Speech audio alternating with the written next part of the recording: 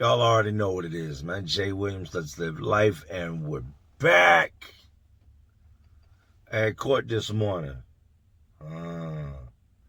Yeah, I had court this morning. Remember I told y'all I drove over to BMW and got to wrecking with dude? Well, due to COVID-19, court was closed this morning. So, no court. Court's been postponed. So anyways, I got a banger for y'all today. Today I'm going to tell y'all the story of Red. Red is my homeboy. Red is still incarcerated. Red is a dude that I met up Greensville. And I met Red because Red used to sell weed. Younger black dude, about 6 foot tall, light skin. Cool dude, man. Shout out to Red. If anybody knows Red, get this message back. What up, Red? So Red, me and Red, we link up through the weed. We're both weed connoisseurs. Chiba heads, Buddha smokers, you know what I mean? Like, if some weed hit the yard, we had to have it. So me and Red would be out there, bitch, on a mission, tracking down the weed. If he got weed, he'd smoke with me. If I got weed, I'd smoke with him. Y'all know how it goes. This is my homeboy. Red never really talked about his case much, man. Which started to get me kind of, weary, because in walking laps with somebody and being in prison with somebody, y'all gain somewhat of a friendship, somewhat of a trust. You come to find out personal things about each other because you don't have all the entertainment that the world has. So the number one thing you have is conversation. Telling war stories, stories of the streets, different females you might have ran through or messed with, all those type of things. So Red knew my story. Red knew I was a street dude. Red knew, I was doing time for robbery, malicious wounding, second time down for the same exact thing. He knew that, on the streets, I wasn't a drug addict. I dibbled and dabbled, but I was never someone that had to have a substance. I didn't wake up like, oh my God, I got to go get this, or I'm going to die. I'm sick. Oh, I'm feeling terrible. I was never that dude. Red knew that. Well, I've also told y'all I was the tattoo guy. And in being the tattoo guy, you find out a lot about people. People seem to, when that needle hits their skin and it hurts and becomes uncomfortable, they need to take their mind off of it. So a lot of times, in my experiences, people will start talking. They'll just start rambling about the most random things. And the first time I went to go tattoo Red, I don't know if I've talked about this in the past, but Red wanted this Hennessy bottle tattooed on his back with his liquor pouring out, going over all these names, like pouring out some liquor for my dead homies, right? So I drew it up. The sketch looked great. Hennessy bottle was official. Shading was on point. The depth, all that was great. The names I did in like the West Coast style, writing. Beautiful artwork. Took me some shit to draw this up, but I get it drawn up. Put the pattern on Red's back. I run the gun right at the bottom of the bottle where the bottle turns sideways. I get a line about this long, and Red's like, come on, man, what are you doing? I said, what, man? You got to stop squirming. He's like, bro, this shit hurts too bad. I said, well, let me resharpen the needle, man. I don't think there's nothing wrong with the needle, but I'll resharpen it. Get the sanding wheel out, resharpen the needle. I check it. Needle sharp, bitch, is surgical. I run about this much of a line. Is this shit all gonna feel like this? Red's got tattoos. I said, yeah, it's your back, man. Your back hurts, you know what I mean? And you sure you ain't going too deep, Jay? Bro, I do this every day, man. Do you want the tattoo or not? He sat there for a minute. He was like, oh, hell no. If it's going to feel like that. I said, Red, you got to finish the tattoo, man. You got a line now that's about 4 inches long on your back.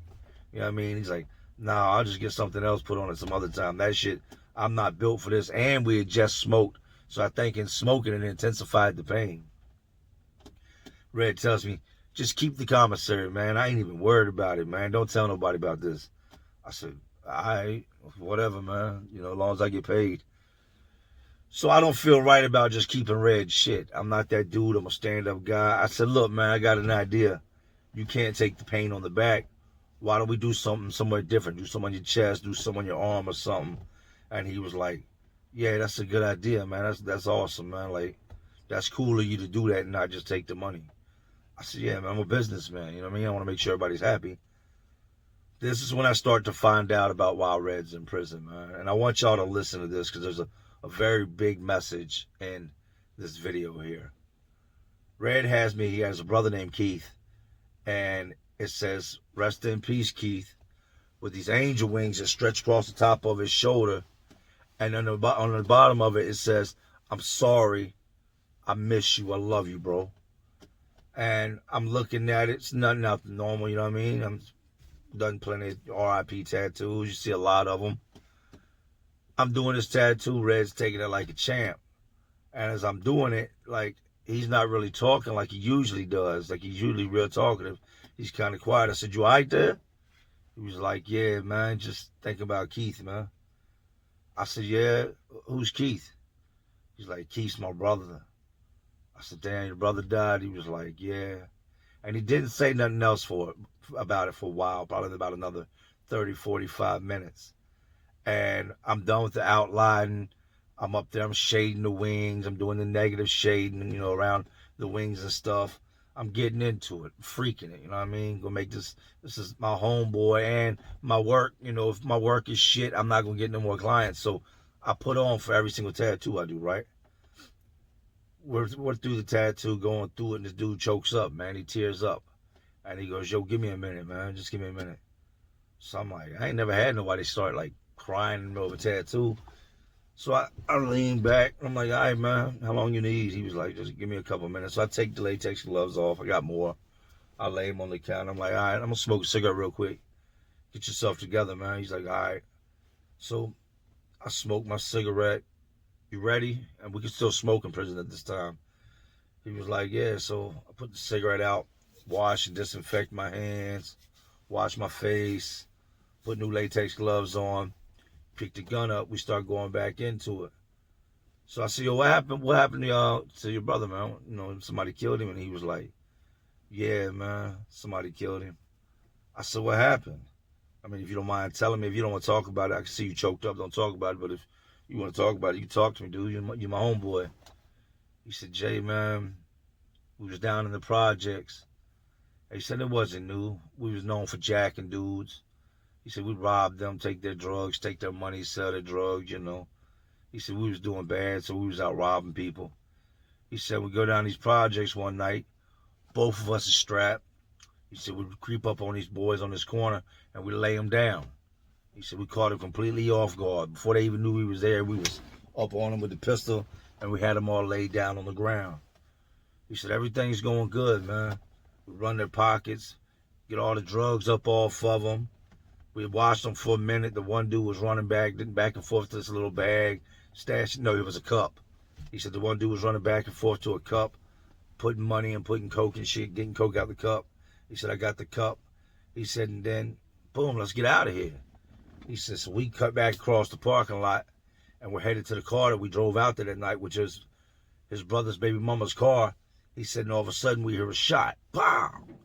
They're shooting at us. These dudes got guns stashed around pretty much where they were hustling at. He said, so as me and Keith are running, we're shooting back. Boom, boom. Shooting. He said, I'm shooting over my shoulder. Keith's behind me. And Keith's turning around, barking back at him. We're running. We're just trying to get to the car. He said, you know, people are shooting at you. They ain't like the movies. You get low.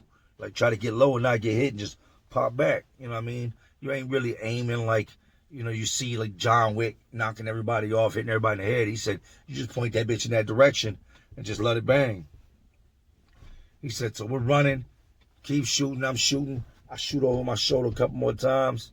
I get to the car. Keith isn't there. He said, I look. He's laying in the parking lot. He said, I run back towards him. They start bucking at me. They start running towards me.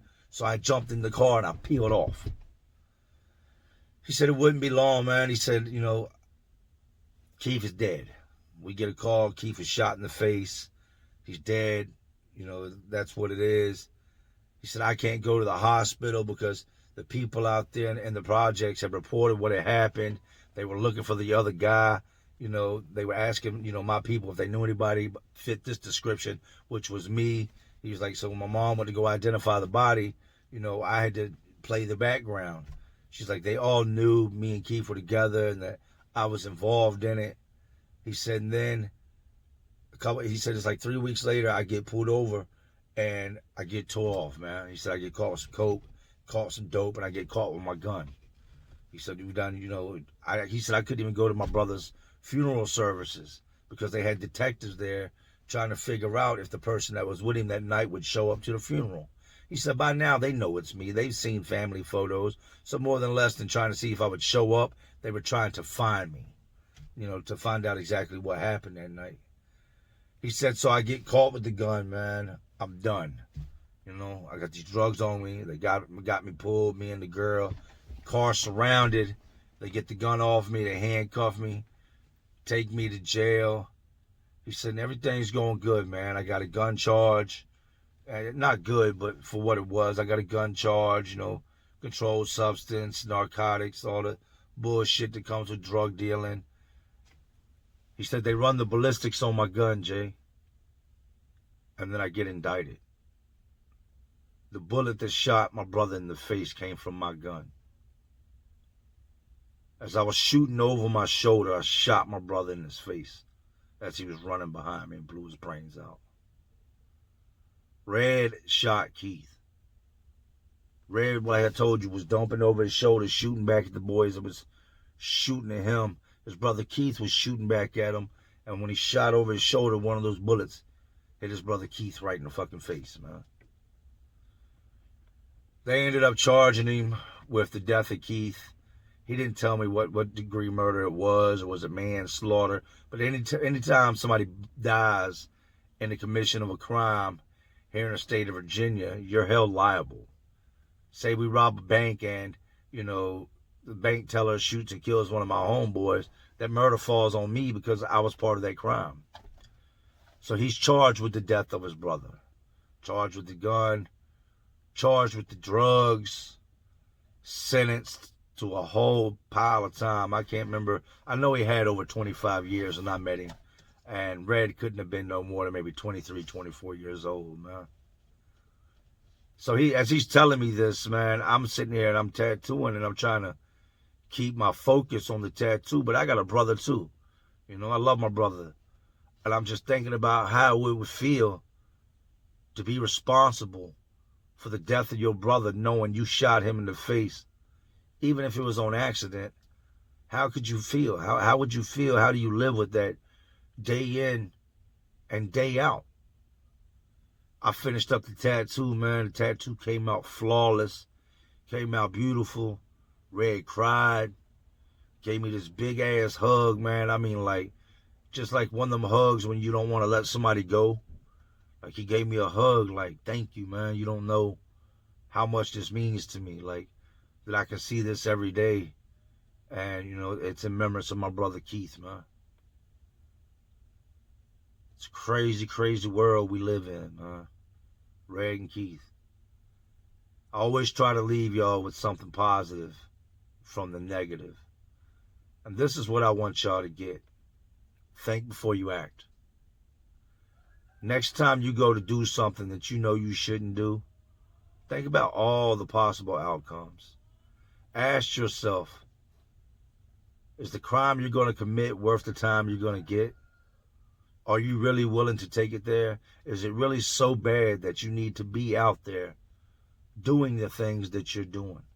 We all have another way out. In the moments of it, it may seem like we don't. In the moments of you looking for a job and being turned down, it may seem like this is the only route. But trust me when I tell you, as an ex-con, as someone who pulled himself up out the mud, as a rose that grew from the concrete, there is always another option. We just tend to go with the ones that we're used to.